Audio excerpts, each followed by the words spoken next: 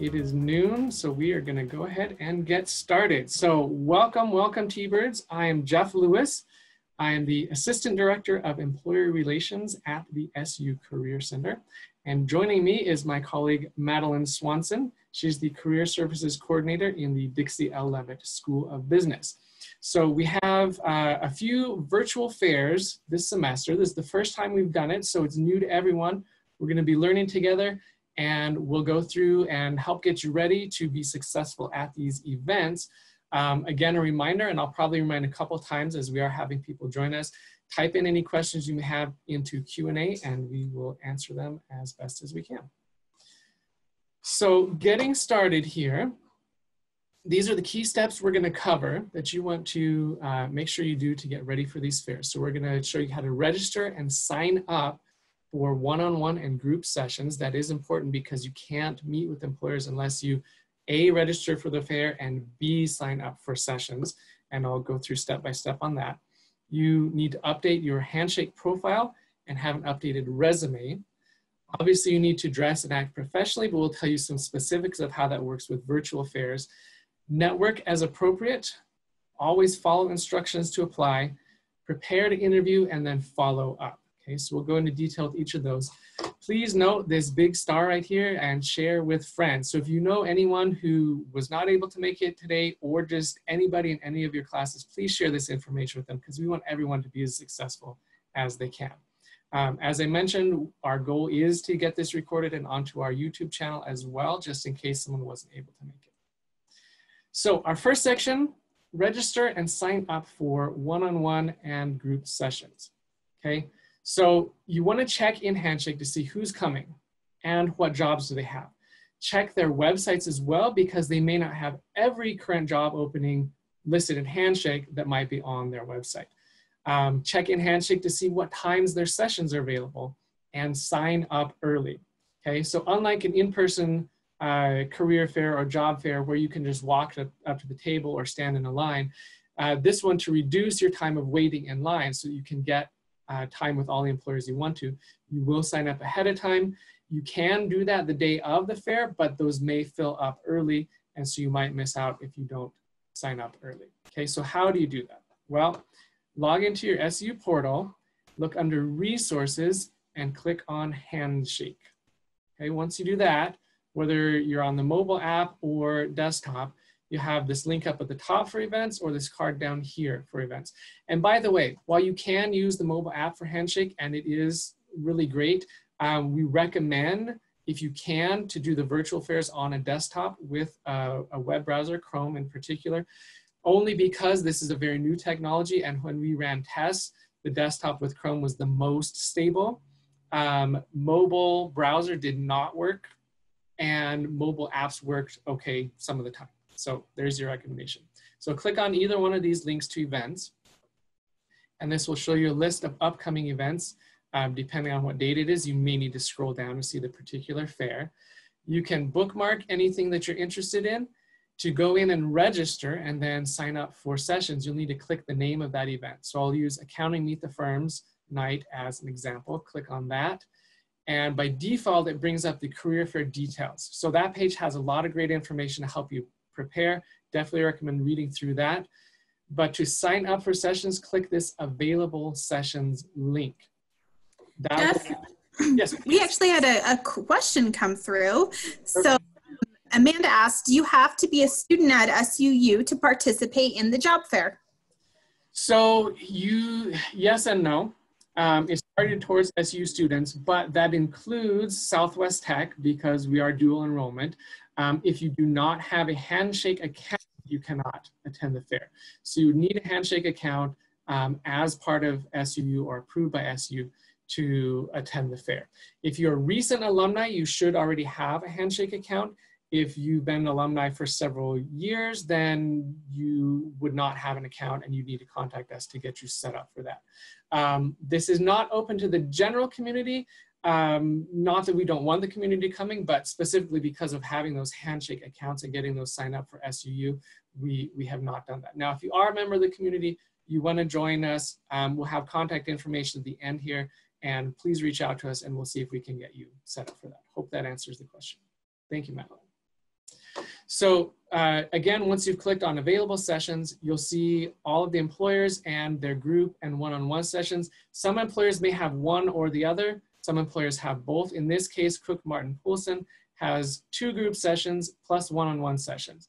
So if I said, well, I like the 7 p.m. time slot, I click on this link, that opens a pop-up that gives me more details. And if I definitely want that time, I'll click on confirm. That adds it to my schedule. I am now signed up, okay? Similarly for one-on-one, click the link here, and then it'll pop up with all of the time slots that are available. And I can click the time that I want and click confirm, and I'm signed up. Now clicking over to your sessions, obviously mine shows no sessions because I'm not a student and I don't want to take up your slots. But once you've clicked on those, it's going to list your sessions here. If for some reason it still shows no sessions, that means something didn't work right. So either click show open sessions or available sessions to go back there. And again, sign up for those group sessions, sign up for those one-on-ones ahead of time. The earlier, the better, okay? So why would you want to sign up for a group session versus a one-on-one? So first of all, group sessions are 30 minutes. Individual sessions, one-on-one, are 10 minutes. So choose a group session if you're interested in learning more about the employer after you've researched them. So you've read their Handshake profile, you've looked at their website, and you say, I think they might be interesting to me as a place to work. I'm not totally sure. You can also choose group sessions if you're interested in exploring the career path, especially if you're an underclassman, freshman, sophomore, and you're wondering, well, would this be a good career for me? And if you're unsure of whether that particular employer is a great fit for you, those are all great reasons to choose a group session. Choose one-on-one if you've already researched them and they're a top choice for you. So you've looked at their Handshake description, looked at their company website, and you say, wow, this would be a great place to work. I want to meet one-on-one with an employer. Or if you've attended a group session and you were impressed and you're now interested and want to meet with them. So that's the difference between the group and the one-on-one. Okay, so next section is updating your Handshake profile and resume. Okay, so a Handshake profile, you want to have a professional looking photo. That doesn't mean you have to pay a professional to take it. You need to dress professionally and not do the, duck face, kissy lips, handheld, but take a photo that looks decent where you are professional looking. Fill out the My Journey section, your interest section, and experience. And I'll show you those in just a second, okay? So first of all, here's what employers will see. Obviously, this is a sample because Madeline is staff and not a current student, but this is what employers will see. The more great professional information you have in here, the more impressed they are and the more likely they will be to consider you for interviews and hiring, okay? So to access that from any page on Handshake, you click the profile icon in the top right and then click on My Profile.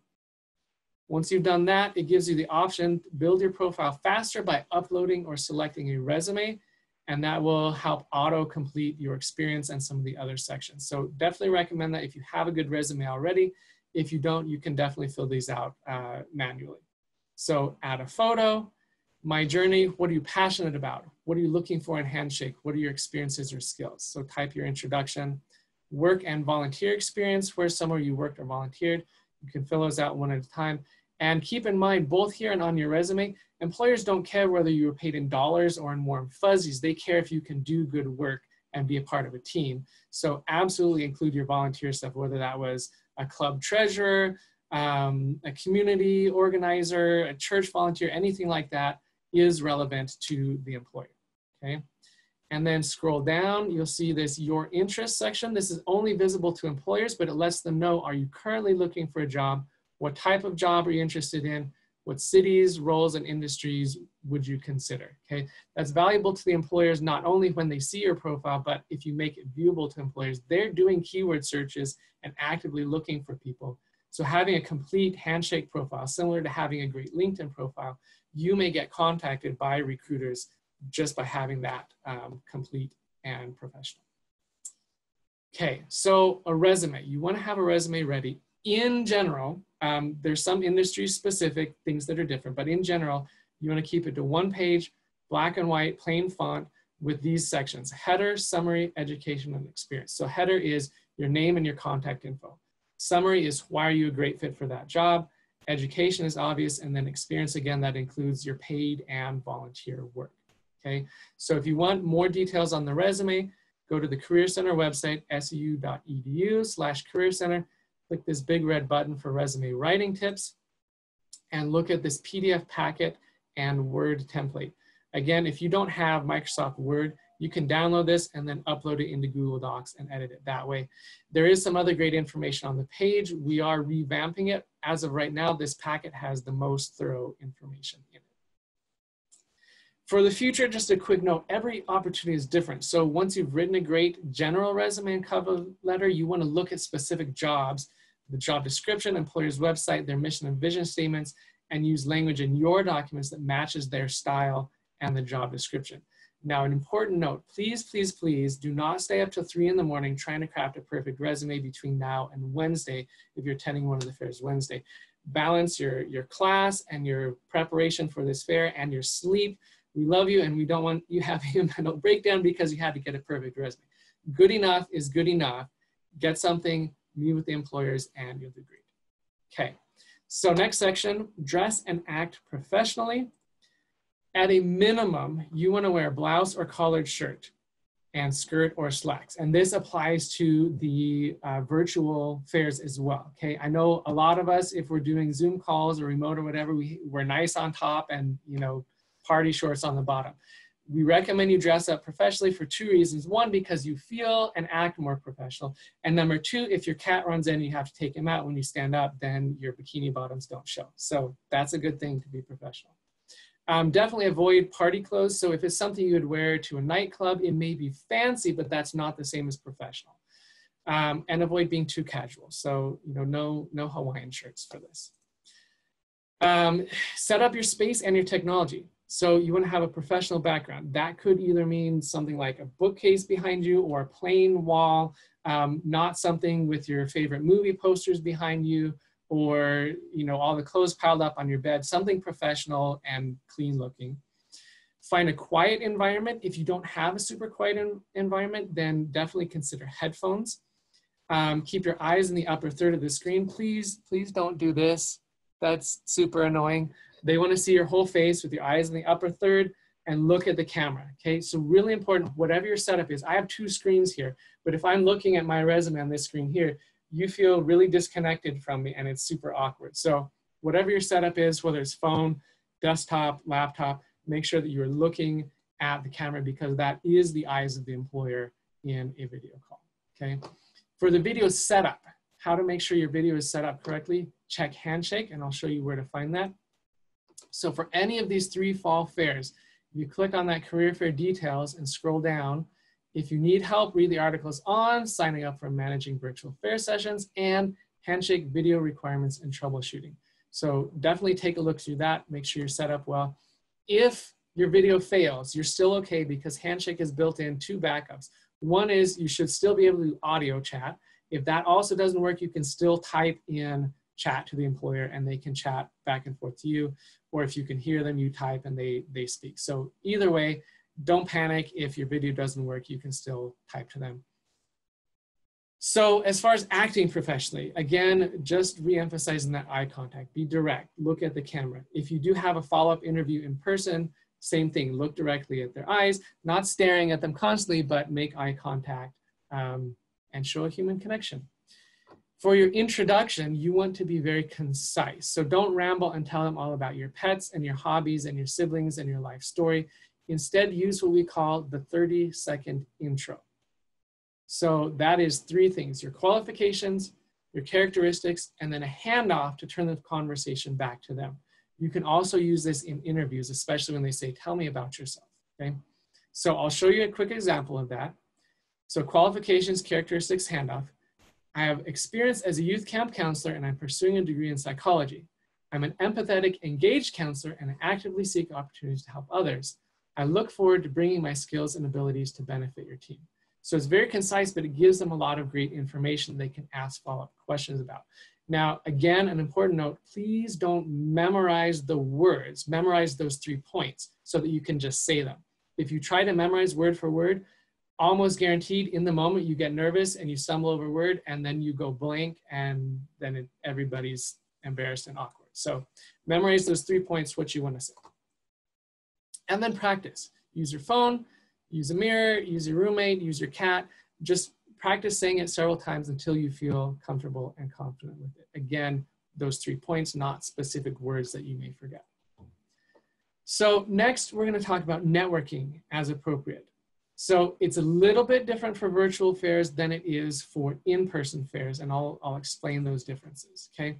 So first of all, what is networking? So we can define networking as the process that you use to acquire internal referrals who can help advocate for you in your job search. So if I haven't gotten a job at SUU yet and I'm applying to get here, well, I'm going to find out who works in the place I'm interested in working. And then if I meet Madeline and she's impressed with me, then instead of just applying online, I can say, hey, would you forward my resume to your supervisor? And then I'm much, much more likely to get that job, okay? So it's good at fairs, generally, job fairs and career fairs, to talk to several employers because you never know who knows someone. You never know what jobs they might have. And you might be surprised that a company that specializes in paint actually has really amazing marketing jobs or logistics or IT jobs that you wouldn't have considered. But don't waste their time, okay? And here's what I mean. In a normal face-to-face, person-to-person fair, they're sitting at a table and you can either walk up or you can stand in a line. And if you only are interested in learning a little bit about them and say, okay, well, that's maybe not for me, and you spent 30 seconds, well, there's another person right behind you who can walk right up. For these virtual fairs, because the time, especially for those one-on-ones, is set for 10 minutes, if you only spend 30 seconds, then the employer is left with 9.5 minutes before they can meet with the next student. So again, be sure that they are someone you want to meet with and have some intelligent questions and things to talk about, okay? So the reason networking is important is because 95% statistically of direct online applications fail. You won't even hear back from them. And only 20% of opportunities are actually publicly posted. So 80% of jobs are hired through networking, knowing someone who knows someone.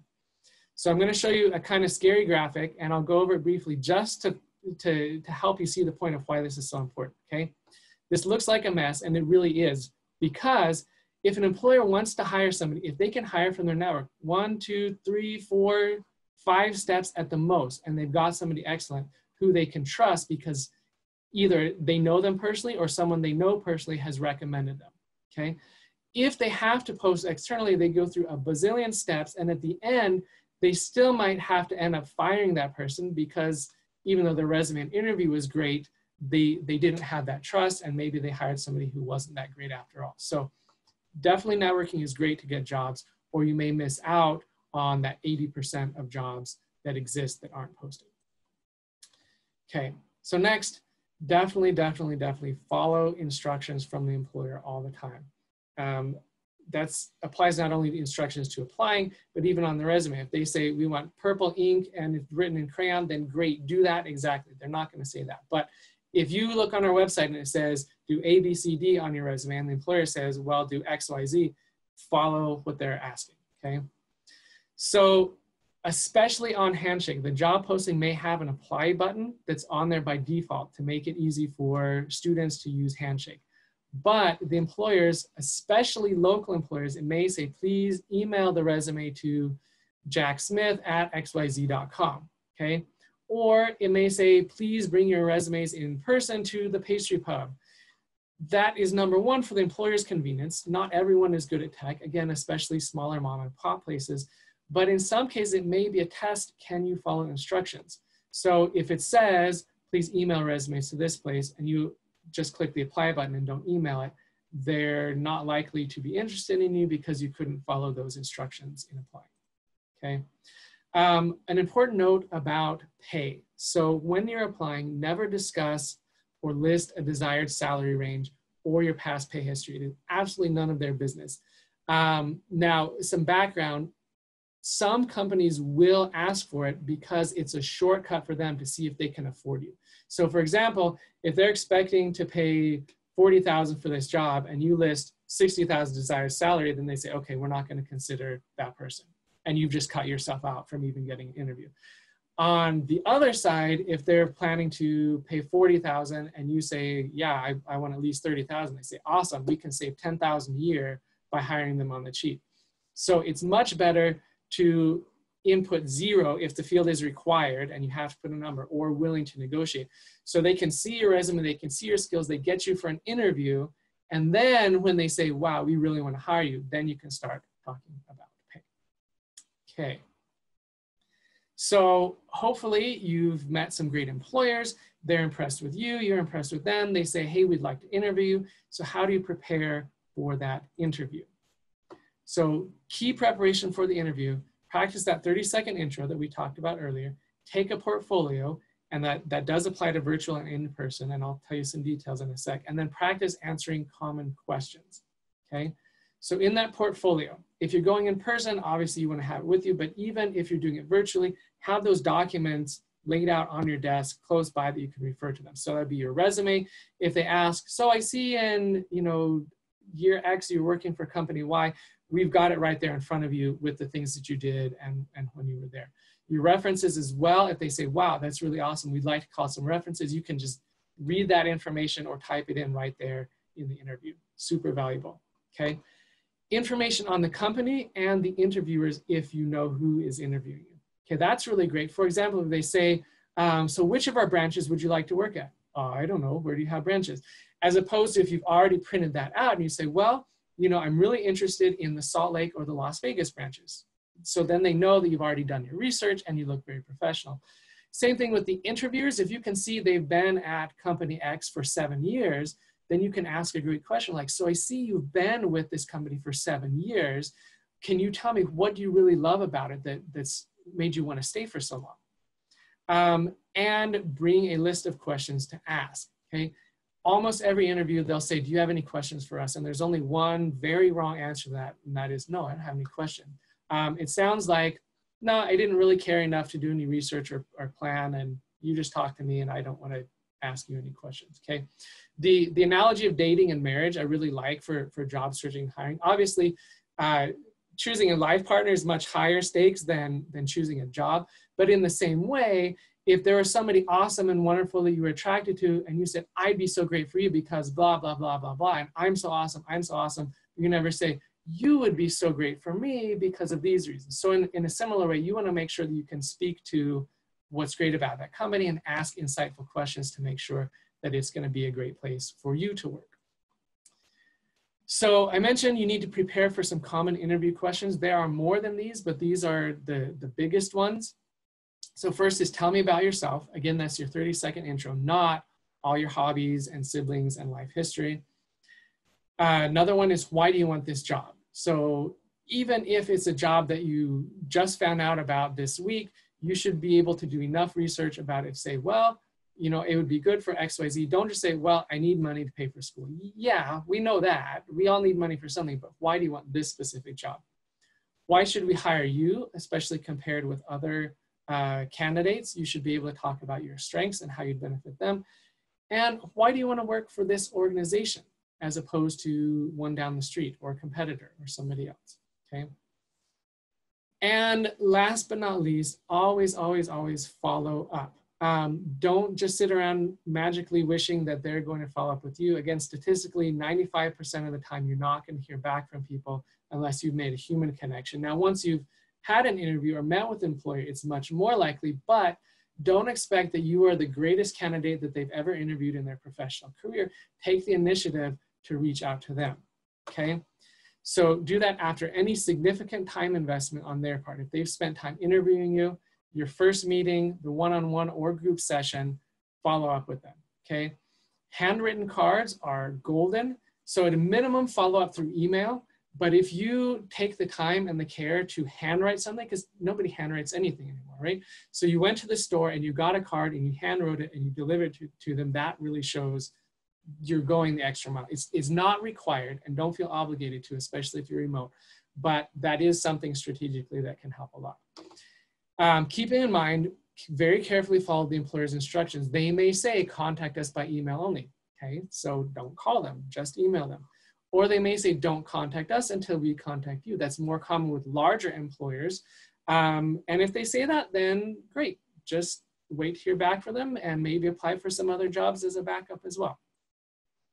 So how do you get their contact info? Well, Normally at an in-person fair, they're going to have their business cards. For a virtual fair, ask, would you mind if I get your contact info to follow up with you? So definitely in a one-on-one, but even in a group session, if you're really interested and you say, wow, I think this could be a great place for me to work, you can still ask that.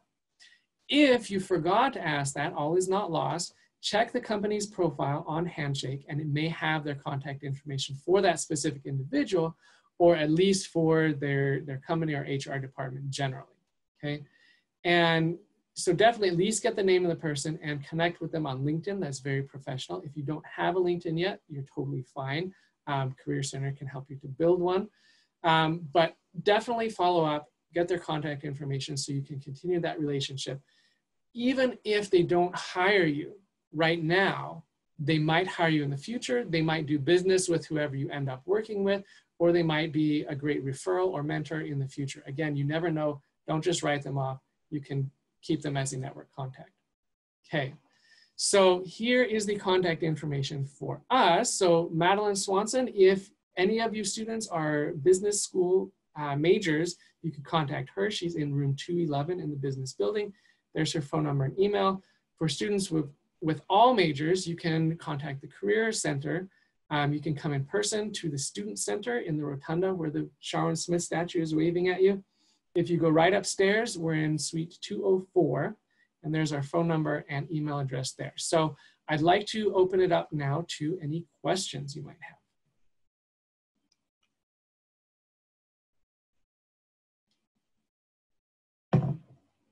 Don't be shy, there are no dumb questions. And I guarantee you, if you have the question, other students have it too.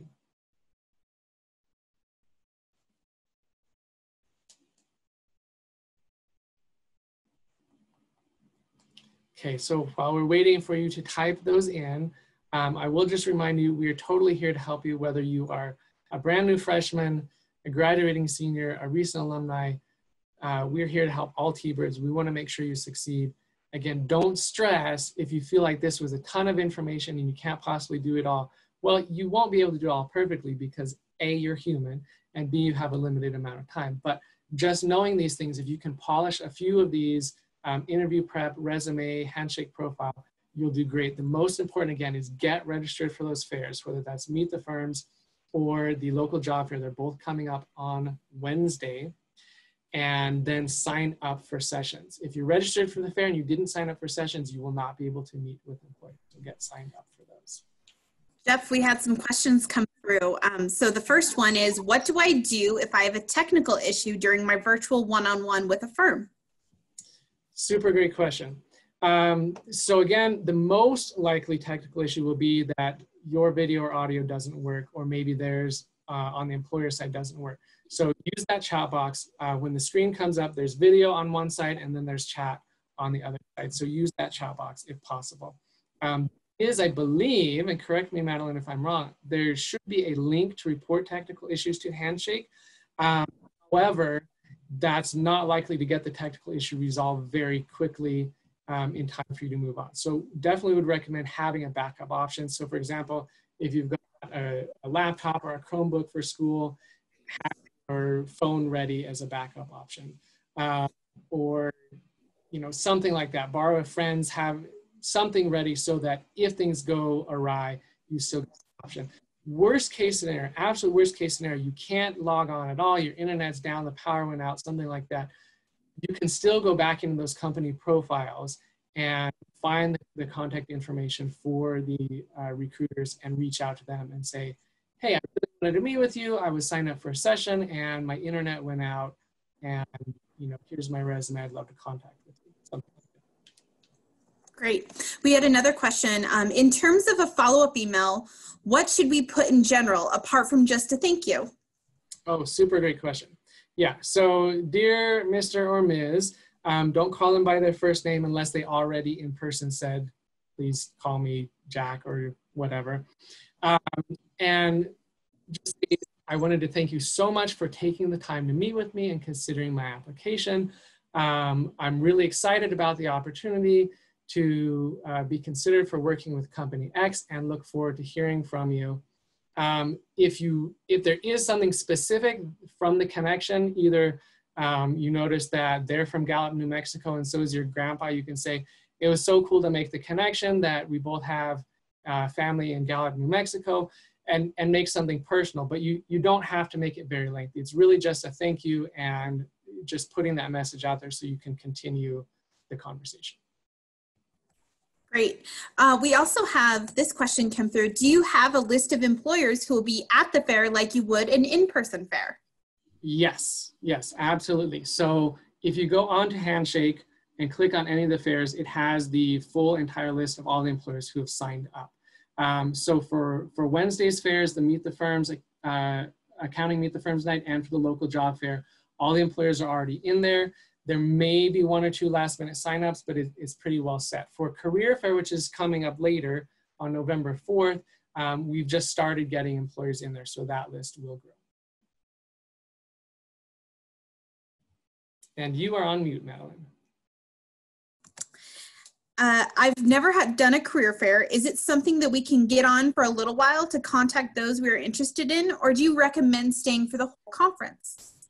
Oh, super great question. So I'll talk about in-person and virtual. So in-person, normally you would walk in, you would see who's there, you'd walk around on tables you're interested in, and then you would leave, okay? So very similar with the virtual fair, since you can schedule your group and one-on-one sessions ahead of time, absolutely. Pick the ones you're most interested in, and then maybe pick 1 or 2 that you think might be interesting to you, and maybe sign up for a group session. But set your schedule with what works for you, meet with them, and then go on your merry way and get working on homework or get to class or anything like that. So no, you definitely don't need to feel obligated to stay for the whole time. But if you're exploring in particular, or if you say, for example, for the Meet the Firms night, if you're an accounting student and you say, you know, I would like a job with any company, I really want to explore the big ones and the small ones, you might sign up for sessions with every single one and max out your time. So you're totally not wrong. Do what works for you, but don't feel obligated to stay for the whole event. Jeff, we had another question come through. Is the Meet the Firms night one-on-one sessions going to be like an actual interview, or is it more of an informative interview to ask questions or have them ask us lots of questions? Yeah, great question. So first thing I'll say is this is new for the recruiters and for us. So there's not a long tradition of what exactly they expect the one-on-one sessions to be like. So I would say come prepared to treat it like a full interview. If it ends up that they just say, hey, we want to get to know a little bit about you, thanks, and you ask questions about them, that's fine. But I would treat it as a full interview for a job and be prepared to respond accordingly. I think that's a great strategy, Jeff. So we have another question. Can I have someone look over my resume before the fair? Yes, you definitely can. You can email us at the link there. You can also go to our website, which I apologize I didn't put on this slide, but SUU.edu/career center. You can schedule an appointment. Obviously, there's limited time between now and then. If you send your resume to either of the emails on your screen right now, to me or to Madeline, if you're a business student, we will do our very best to look over that before the fair. Normally, we would be doing this prep event in person if it weren't for 2020 being so weird, and we would be looking at your resumes right now in person. So again, we'll try to get through as many of those as possible. We hope we can get through all of them. Please email over to us and we will definitely take a look. Great. We have another question who came through. If I scheduled a one-on-one meeting with a firm during the virtual event and need to cancel beforehand, can I do that on Handshake? Yes, you can. If you have to cancel. So first I would say don't cancel unless you absolutely have to for the one-on-ones. If you know you're not going to show up, then definitely cancel. You can fairly easily go in on Handshake. The same system you use for signing up. You just do that in reverse. Click on where it says your schedule. Click schedule, whatever you have to cancel, click on cancel. So that will allow the spot to be open for another student to take, which is great. But if you do have to cancel, then definitely reach out to the employer and let them know why you had to cancel, right? So it should be something really urgent. unless it's research and you said, wow, I really don't like this company and I don't want to communicate with them. You have the option to not say anything, but in most cases, I would give them a reason. I'm so sorry, my aunt passed away and I'm going to a funeral and I couldn't make it. Like, it really should be something pretty urgent for you to cancel. Great. I'm going to actually answer part of this next question. Feel free to follow up with me on this one. It says, in the future or this time, will the firms consider doing some Zoom presentations to introduce us to their companies? And if you're looking specifically for Meet the Firms, there have been, we've been sending out emails and things like that to students. There have been several virtual hangouts. There was one for Davies and Allen last week, and coming up on tomorrow, we have one for Ide Bailey at 6 o'clock. So please check your email. It should come from me, Madeline Swanson. As for the local companies, I'll let Jeff answer that. Great. Yeah, so during the virtual meetings themselves, like the group sessions, Handshake right now, because they rolled this technology out so quickly, you have the microphone and the camera, but there isn't a way to share your screen with audio. So they're not going to be able to play a video during it. And for our local jobs, they're used to coming to the campus in person. And so they're treating this very similarly, trying to make it as close to in person as possible and not really having outside events. That may change for Career Fair in November, but for local job fair, you should expect just to show up directly for those sessions. Great. This is a question I'll kind of answer too. Do you only review resumes for business students, or is this available for others as well?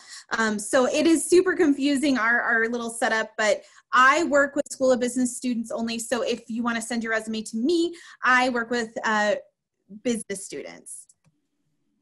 Yep. Where Jeff and Brandon Street and Dusty Peterson and Lindsay Arnold, they all work for the rest of the school. So you can get your resume reviewed no matter what your major is. Absolutely. And if you are in another school, you're not in the School of Business, and you feel like, well, why do they have a career specialist for their school? Please feel free to talk to your deans and let them know that that's something that would be beneficial to you. We would love to have more help. We absolutely want to do our very best for all students. And like I said, we'll be happy to check your resumes for any majors. Again, business one specifically, go see Madeline. Any other majors, come see us. We got another question come through, Jeff. Do you suggest using my generic resume with all my work experience rather than several tailored resumes when I don't know the companies very well yet? In general, yes, but you can still tailor them to the industry. So for example, if you were going to go do marketing versus you're going to go do logistics and supply chain, you're going to have different things emphasized on your resume.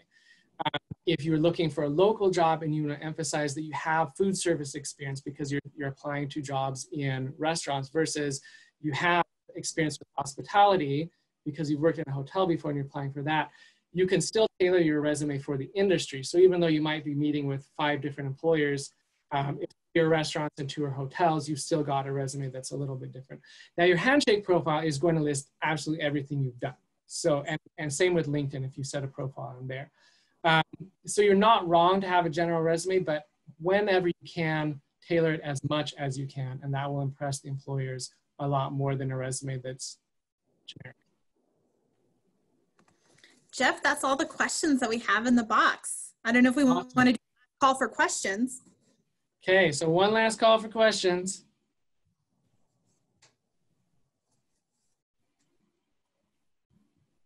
Okay. So again, if you do have more questions, and we will answer if they come in the next tiny bit. If you do have questions, call, email, let us know. We'd be happy to help you out. We love you guys. We know 2020 is crazy and life is difficult. You can totally do this. You've got this.